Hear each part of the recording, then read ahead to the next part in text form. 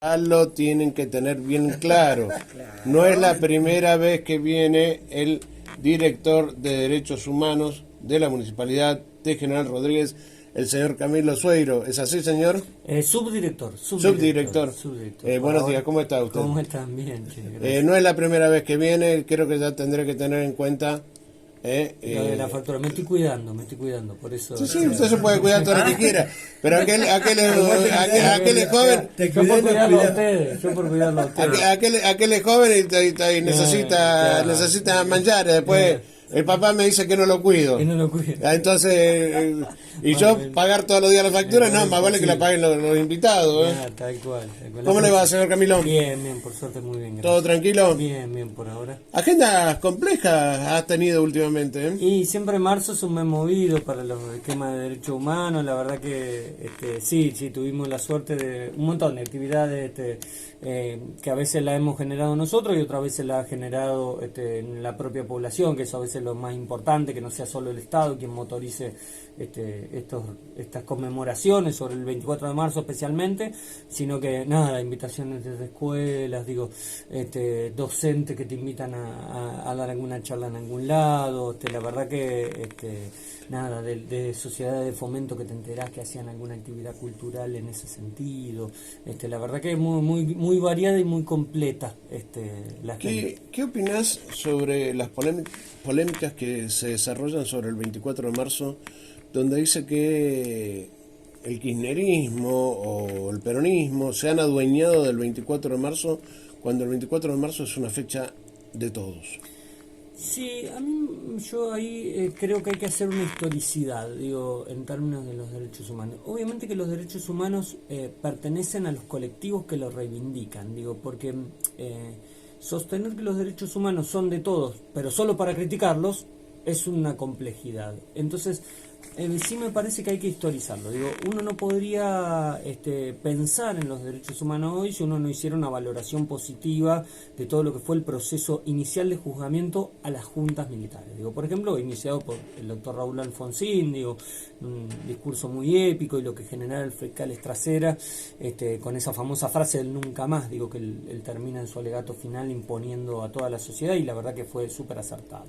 La verdad que ese proceso de juzgamiento frena con las cúpulas militares, y se produce, obviamente, porque acá hay que entender el proceso del 24 de marzo como un proceso social, porque si no se queda en la concepción de quién pudo haber hecho más o quién pudo haber hecho menos. Recordemos que a Alfonsín se le generan una serie de cuestionamientos desde el sector militar fuertísimos, y que además después tiene otro conjunto de complejidades de lo que se produce en el marco de Semana Santa y la famosa Casa está en orden y ese tema. Y sobre esa cuestión respecto del peronismo, yo soy muy crítico por una cuestión muy básica, que fue justamente durante el gobierno de Menem, donde se termina de configurar el esquema de las leyes de obediencia debida y punto final. Y un gobierno surgido del Partido Justicialista. Entonces, en ese marco, más allá de eso, tampoco se podría decir que Menem necesariamente fuera una persona que efectivamente estuviera en contra de un esquema de derechos humanos cuando fue quien abolió el servicio militar obligatorio. Entonces, en ese marco hay una serie de complejidades para poner todo en blanco sobre negro, que me parece que hay que ponerlas arriba de la mesa, porque justamente lo que tienen los procesos genocidas, que como yo entiendo lo iniciado el 24 de marzo de 1976, aunque en realidad es un poco antes, esto dicho por el propio personal del ejército, no es una opinión mía, pero sí me parece que ese esquema de complejidades, de vaivenes, no permiten encasillar a los derechos humanos de un lado o del otro. Me parece que la realidad es más compleja, me parece que el proceso político por el cual los derechos humanos, y sobre todo el proceso de memoria, verdad y justicia, que ese para mí es el fenómeno. ¿Cuándo arranca el proceso? ¿Arranca en la parte constitucional de un gobierno constitucional, democrático, como en el gobierno de Perón? el gobierno de Perón en realidad... de 1973, ¿no? Claro, Estamos sí. refiriendo, ¿no? El gobierno de Perón en realidad... Luego Isabelita. Obviamente Argentina en ese momento ya estaba suscripto, ya pertenecía a lo que se conoce como el derecho de las gentes, que se habían dictado en realidad la Declaración de los Derechos Humanos del año 1948. Es muy previa al año 73, con lo cual Argentina ya era parte en el orden mundial, de alguna manera, de este sistema internacional de los derechos humanos. Entonces, en realidad... Bueno, el gobierno, perdóname que te interrumpa, ahí es cuando se firma el decreto de aniquilación. En el año 75 se dispone la persecución, ya con Perón fallecido, la persecución de lo que se entiende como el aparato militar insurreccional. La guerrilla. Claro, en ese esquema de la guerrilla. Los terroristas. Lo que pasa es que ya los informes del ejército ya a mediados del año 75 ya dan cuenta de que la posibilidad del accionar, por lo menos lo que uno ha podido ver en las investigaciones, por ejemplo del Regimiento 6 de Infantería, del Batallón 601 de Inteligencia, en los informes que ellos producen, eso ya para el año 1975, a mediados del año 75, ellos ya dan cuenta en realidad de la incapacidad operativa de estas organizaciones armadas. Digo, ya por lo menos lo dan como resuelto. Obviamente, ni muy ni tan en términos de que aún conservan un aparato... sí, la incapacidad operativa por lo menos de movilización que habían mostrado desde el año 1969 hasta más o menos mediados del año 74. Recordemos que algunas hasta se legalizan en el año 73 directamente, otras después del año 73 ingresan nuevamente en la clandestinidad, pero algunas, fuerzas políticas adquieren diputados nacionales, no es que no son parte de la vida democrática del país. Sí. Entonces, en el marco del esquema operativo, que lo que identifica el ejército, por lo menos el propio ejército sostiene la incapacidad operativa más o menos a mediados del año 75 de las fuerzas militares más regulares. Y eso explica además por qué después la represión se centra, por ejemplo, en personas que no estuvieran adheridas a aparatos militares, por ejemplo en el radicalismo, por ejemplo con Karakachov, específicamente, y con Frondizi, con el hijo de Frondizi, específicamente con la gran cantidad de desaparecidos que tiene el partido de la Unión Cívica Radical. Eso explica por qué se avanzó en ese esquema. No solo en ese esquema, sino por ejemplo centros culturales, lugares de deporte, deportistas, acá pudimos el domingo conmemorar la colegios, universidades, justamente esquemas que no tenían absolutamente nada que ver con el aparato militar de organizaciones libres del pueblo, y en ese marco eso tiene una explicación justamente, y eso además desnuda cuál era el objetivo económico. El objetivo económico, que bien lo plantea Rodolfo Walsh, que ahora se cumplen 45 años de su famosa carta, es justamente la miseria planificada, que es cuando Argentina ingresa definitivamente en un proceso de endeudamiento sistémico, a partir del año 76 en términos internacionales, con el Club de París primero y después con el Fondo Monetario Internacional a posteriori, y se inicia un proceso de desarme del aparato productivo nacional y lo que nosotros entendemos estructuralmente como la avanzada del capital financiero sobre el capital productivo. Entonces, en ese marco ahí se evidencia lo que el proceso de autodenominado reorganización nacional. Ahí la pregunta es qué quería reorganizar este proceso, y nosotros lo que vemos es que lo que se quería reorganizar era justamente este cambio de un país productivo por fuera de las cuestiones ideológicas. Acá no estamos hablando de cuestiones ideológicas, estamos hablando de cuestiones estrictamente económicas. Un país productivo por un país vinculado al financiero internacional. Que eso termina de estallar en el año 2001. Entonces, en ese marco me parece que pensar el proceso de memoria, verdad y justicia deslindado de estos esquemas... Termina de estallar, perdóname, termina de estallar en el 2001, ya teníamos unos cuantos años de democracia.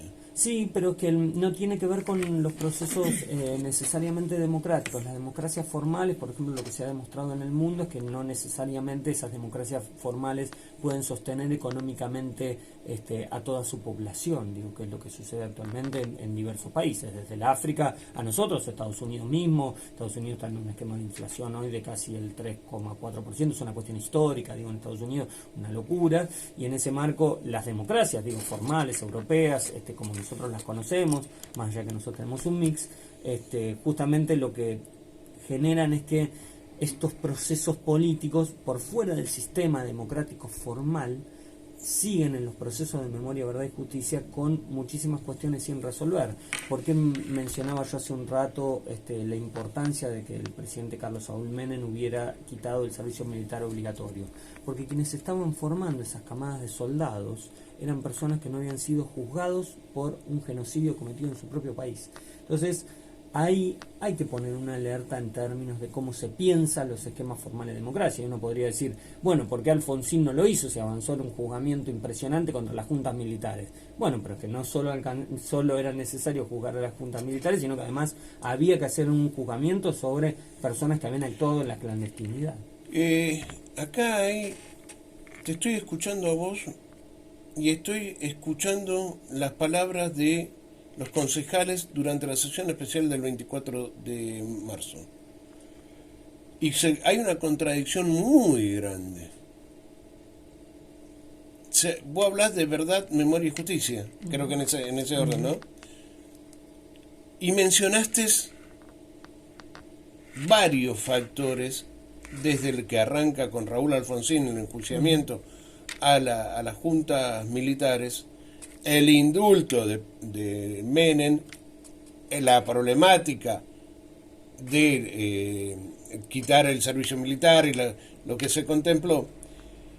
Y en la sesión especial del Consejo Deliberante del día 24 de marzo, la única persona que mencionó al doctor Raúl Alfonsín fue la señora María Klamper. Después, los únicos presidentes que fueron mencionados fueron Cristina Fernández de Kirchner y el señor Néstor Kirchner. Fueron los únicos que nombraron. Pero no hicieron eso. ¿Por qué esta contradicción?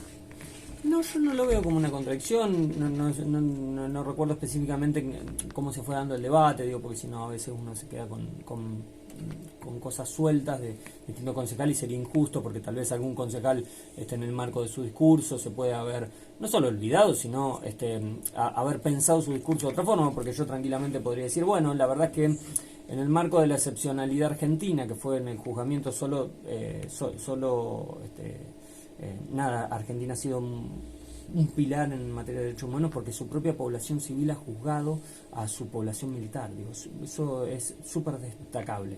De la misma manera que yo lo nombro Raúl Alfonsín, sí tengo que dar cuenta de que Raúl Alfonsín no avanzó en el juzgamiento hacia el interior de las Fuerzas Armadas.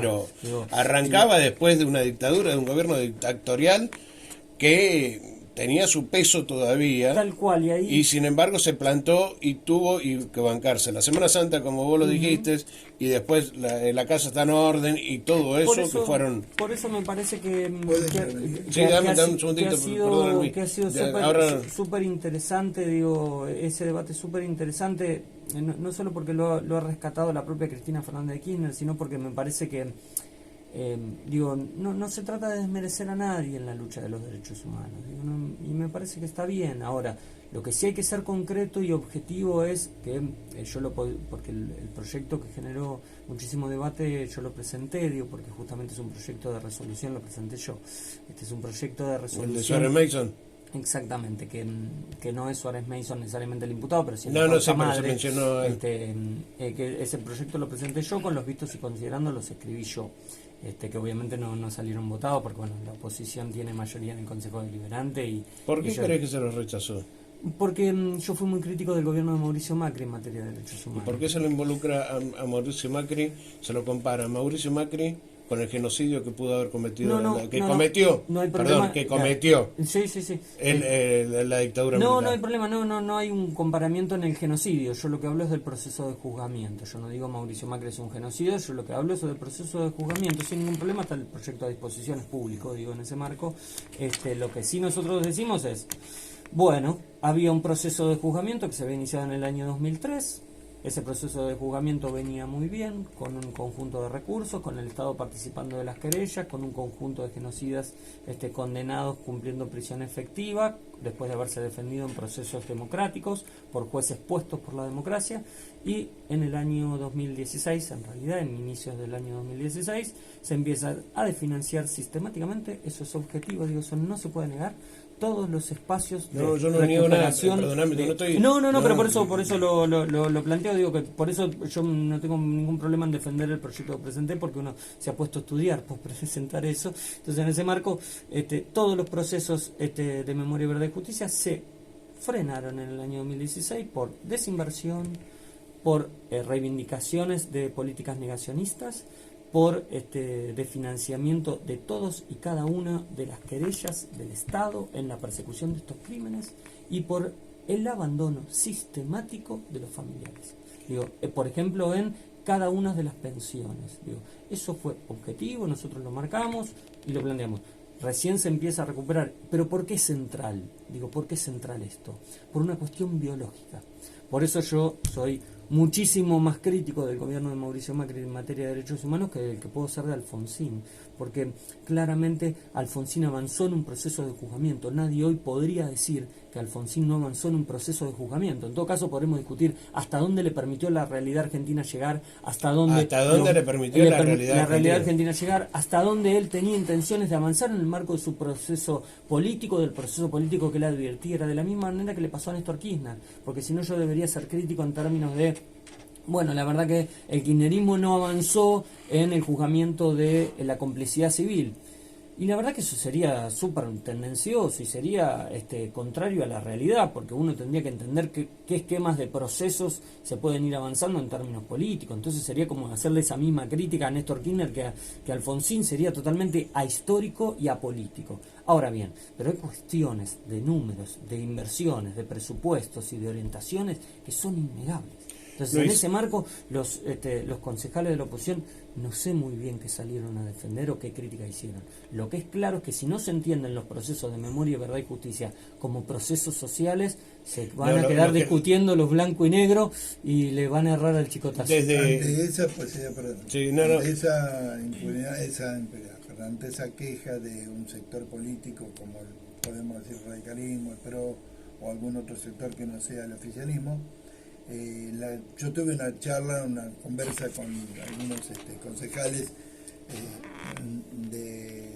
del PRO, por ejemplo, y del radicalismo, que me criticaron también, me decían por qué la única que habló fue María Klamber en este sentido. Y en este sentido es muy fácil la cosa, porque si vos te consideras con derechos para reclamar, ¿por qué no reclamás? Es decir, acá estuvo María Klamber sola y nadie de sus compañeros acompañó a María Klamber.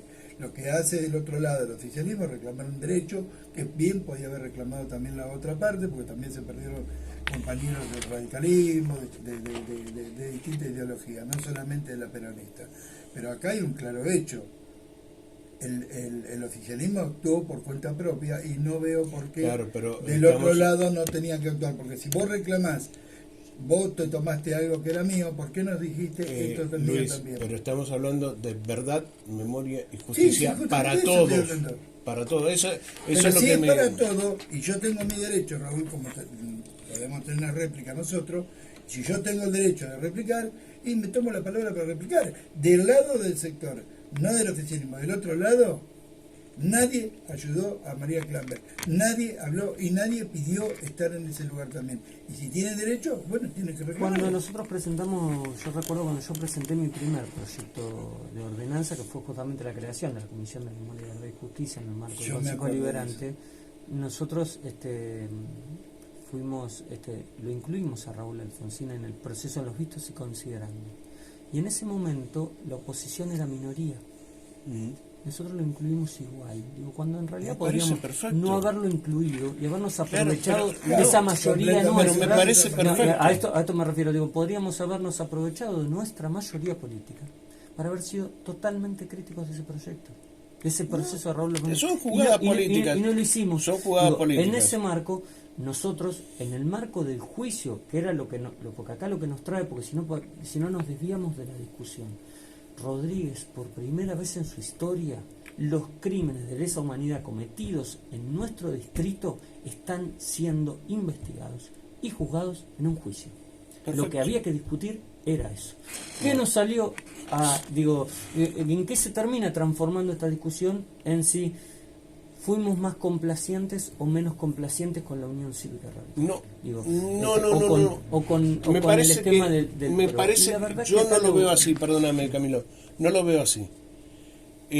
Yo a lo que apunto con este comentario que te hago es que la verdad, la memoria y la justicia es de todos, no solamente de uno, con aciertos y con errores de un presidente o de otro, no solamente de Es que dos. nosotros no... ¿Me entendés? Entonces, Sí, eso... nosotros no somos críticos, digo, Horacio Rodríguez Larreta, digo, fue tranquilamente, él se presentó, digo, para el 24 de marzo, sacó un hilo de tuit, él conmemorando, pero nosotros somos muy respetuosos de eso. Ahora, Perfecto. el gobierno de Mauricio Macri, cuando fue gobierno, Desfinanció las causas. no hay con qué dar. Perfecto. Ahora, te hago la consulta y la que siempre se hace. ¿Por qué el desaparecido, torturado y asesinado por la dictadura por un golpe, por un...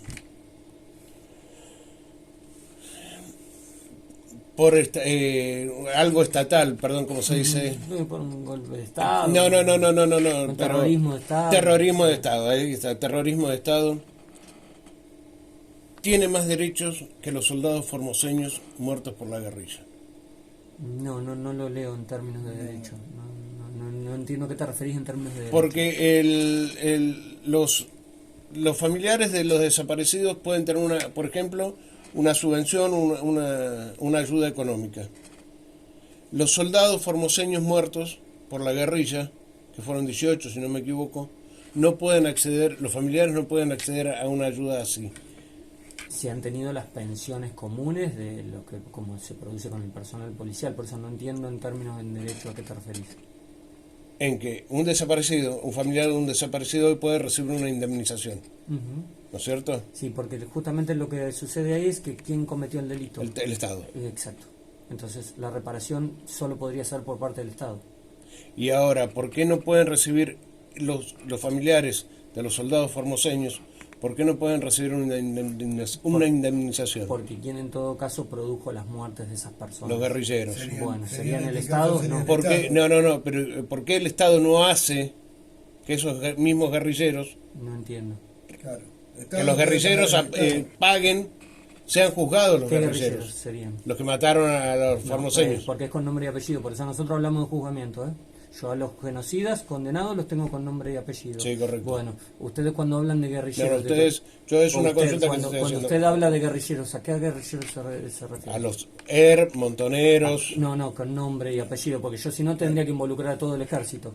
Y yo no pienso que todo el ejército haya participado de los crímenes de lesa humanidad. Yo no generalizo. Digo, entonces en ese marco, digo, por eso digo, hay que hablar finito. No, está bien. No, a ver, yo no sé de ley, por eso te estoy preguntando, porque fue algo que yo estuve viendo, ese es el que está planteo de la teoría de los dos Wikipedia, demonios. que está en Ese Wikipedia. es el planteo de los dos demonios y está muy bien que lo repitas. Nosotros no creemos en la teoría de los dos demonios, para nosotros no existen los dos demonios. Generalmente esa teoría de los dos demonios lo único que generó en nuestro país es que la sociedad no se involucre en pensar qué es lo que le ha sucedido, digo, a nuestra sociedad.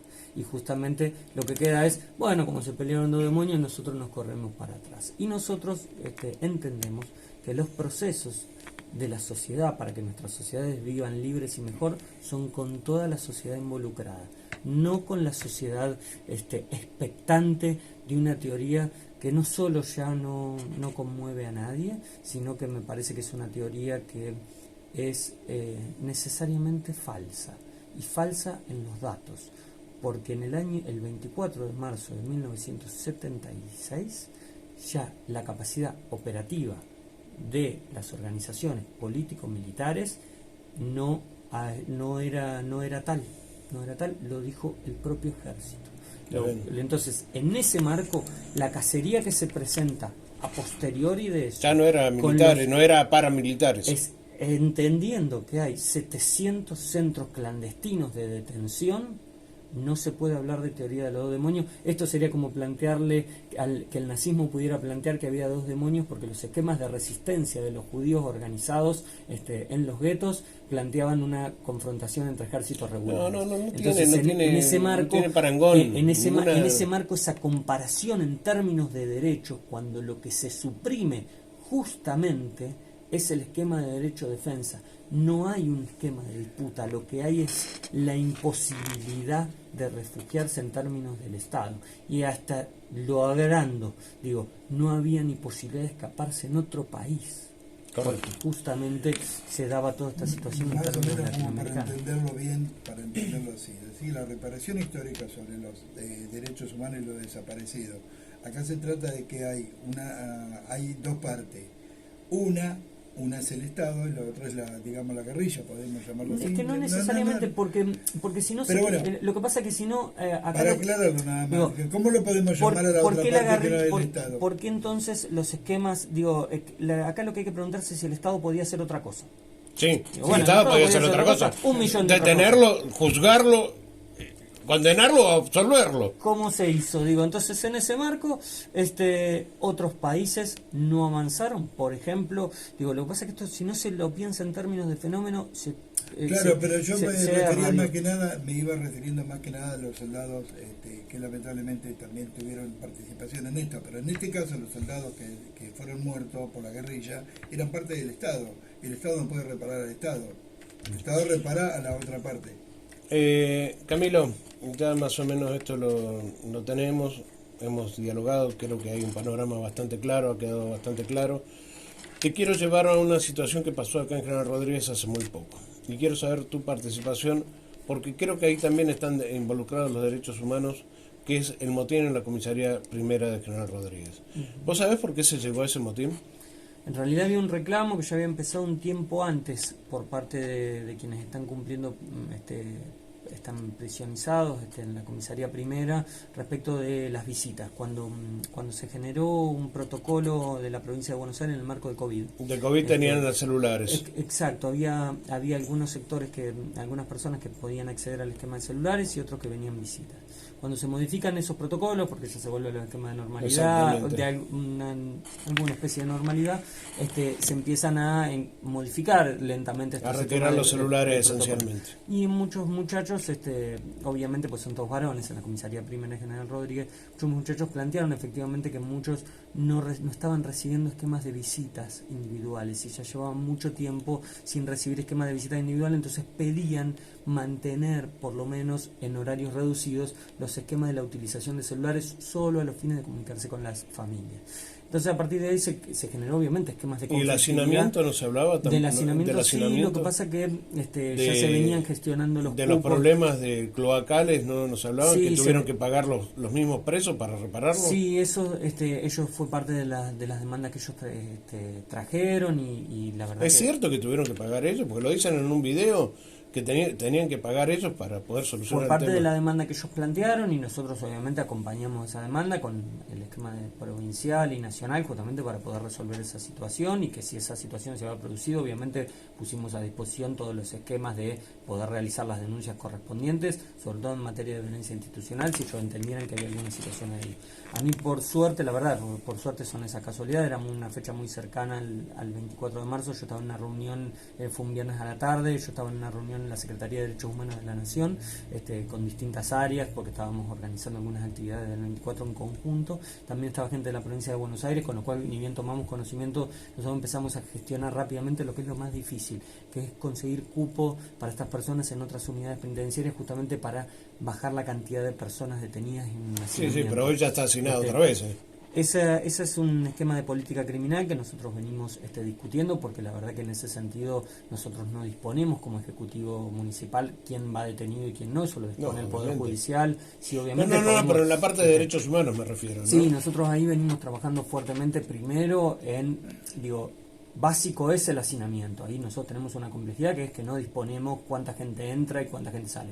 Obviamente, junto con la Defensoría Oficial venimos articulando todos los esquemas de presentaciones, tanto de habeas corpus como de pedidos de traslado, ya sea por acercamiento familiar o en alguna situación muy particular, de que todo ese conjunto de personas puedan estar en el cupo establecido. Hay cupo para 16 personas. ¿No hay un contrasentido con el tema de derechos humanos cuando estamos hablando de que personas que en realidad cometen un delito y cuando cometen el delito están desafiando los derechos humanos digamos de la víctima y no, que luego no, porque ahí ponemos en la balanza también los derechos humanos? No, Porque, los derechos humanos tienen una definición que solo pueden ser cometidos por el Estado. Si yo le robo a usted, Luis, en este momento, yo no le cometo un derecho humano, yo no le violo un derecho humano a usted a que no lo roben. Si el Estado, por ejemplo, a usted empezara a perseguirlo con un patrullero sistémicamente y cuando usted se dirigiera a un lugar para hacer la denuncia, no solo no se la tomaran, sino que lo secuestraran, usted ahí sí estaría sufriendo una violación a su derecho humano, porque pero esto no es una ocurrencia argentina. El mundo entero señala, y la Carta de Naciones Unidas señala que la única personalidad que puede cometer violaciones a los derechos humanos es el Estado. Es el Estado. Exactamente. Es decir, yo, persona, no cometo un hecho, no cometo ningún en todo delito. caso cometerás un homicidio, una violación seguida de muerte, un robo, un hurto, lo que está tipificado en el Código Penal. Pero los esquemas de violaciones a los derechos humanos solo las puede cometer el Estado, los agentes estatales. Sí, perdóname, Raúl, porque hay como una comodidad cuando se expresan de que alguien que mató a alguien está violando los derechos. Cuando alguien le roba, le pega, lo lastima. Nadie está obligado a soportar lo injusto. Lo que sí hay que entender es que si solo los derechos humanos pueden ser cometidos por agentes estatales. Obviamente que quien comete un delito viola un pacto social básico que es: a mí no me gusta que me roben, está muy mal que me roben. Nadie puede matar a otra persona y debe ser castigado con todo el peso de la ley, que es lo que nuestra ley impone. Pero la violación de los derechos humanos solo la puede cometer agentes estatales. Camilo, Sí. Cuando el Estado le niega un derecho a un ciudadano, ¿está haciendo violación de los derechos humanos? Depende qué derecho sea. A la salud. A la salud y... Cuando no le brinda la asistencia, cuando no lo operan en un hospital, cuando no lo atienden en una guardia médica. Sí, sobre todo ahí se violan, obviamente la violación de los derechos siempre tiene grados, siempre tiene grados y consecuencias sobre todo. Más que 170 personas que están esperando para una operación. Sí, la verdad que no se está violando, no se están violando derechos. Habría que analizarlo caso por caso, si ese esquema por lo menos desde la órbita de los derechos humanos. Derechos obviamente, humanos te obligación estoy hablando. el Estado tiene siempre obligación de responder en ese marco, pero obviamente después hay que analizar qué grados de urgencias y cuestiones de primordialidad tienen específicamente cada uno de esos factores. Eso se resuelve en términos médicos más que de derechos humanos. Yo no podría opinar sobre en esas 170 personas cuál tendría más urgencia. Te estoy preguntando nada más si se violan esos derechos, porque acá estamos teniendo problemas de seguridad. Yo no podría imputarle a cada institución de salud pública que reprograme una urgencia o una operación. Las urgencias están atendidas. Yo no podría imputarle una violación de los derechos humanos por la reprogramación de una por la reprogramación de una operación. Ahora, si supiéramos nosotros de un caso de una persona que sistémicamente, y eso atenta con su esquema de vida, que cada vez que va a atenderse esa persona le reprograman la operación mientras a otras se la hacen, o no hay ningún justificativo de por qué no se lo hacen, y la verdad que estaríamos hablando de un problema serio, me da la impresión. Obviamente habría que analizarlo caso por caso, hablarlo en el aire. Vanessa, la dama de la mesa que no habló para nada. No, porque la verdad a mí cuando hablan de así me gustó mucho lo que él contaba de todo, ¿no? Que no se habla tampoco del 24 de marzo, pero sí sabes que me quedó, esto lo pensaba el otro día, ¿no? Cuando se habla de un acto público como fue el 24 de marzo, que para todo. Voy a hacer lo digo porque yo lo pienso así, me parece que no me gustó, no me gusta en sí, esto es una crítica más para la oposición. Cuando hablamos, como dijo Raúl, el 24 de marzo es para todos. ¿Por qué no acompañar en un acto como se hizo o en algo que se hace para el 24 de marzo todos? Porque es para todos, sin bandera política, porque esto no es una bandera política. Entonces cuando vemos estos actos, como decía, los actos que se organizaron creo que la oposición, esto más para la oposición, digamos, saquemos un poco de lado la bandera, el enojo, si viene de arriba o de no arriba. Estas cosas tienen que empezar a cambiar, ¿no? Cuando sea quien sea que esté presente, creo que como ciudadano de General Rodríguez, como vecino, para mí me hubiese gustado ver un poco de unidad, porque estamos hablando de los derechos humanos, de lo que pasamos, de la Argentina, de la historia de la Argentina, de lo que se vivió. Entonces, si queremos homenajear o hacer memoria de lo que se vivió, creo que ahí se habla de la unidad. Sacando las discusiones políticas de donde vos quieras. No, pero digo, y lo cuento, espero que mi amigo, digo, que mis amigos no se me enojen.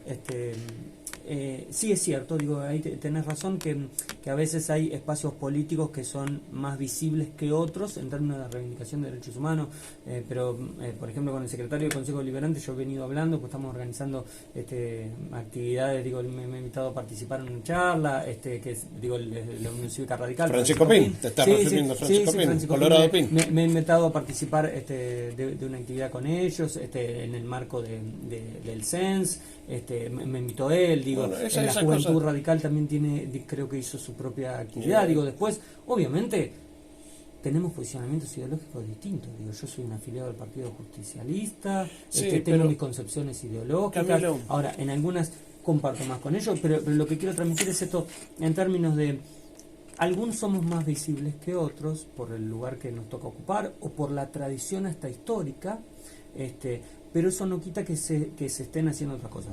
Sí me parece que el sector más duro de lo que nosotros entendemos que tiene que ver con el PRO, digo, esto no se puede dejar de decir. Digo, hay sectores, por ejemplo, vinculados a Javier Milei, a Patricia Bullrich, que son sectores negacionistas de lo que de lo que sucedió en términos del genocidio estatal.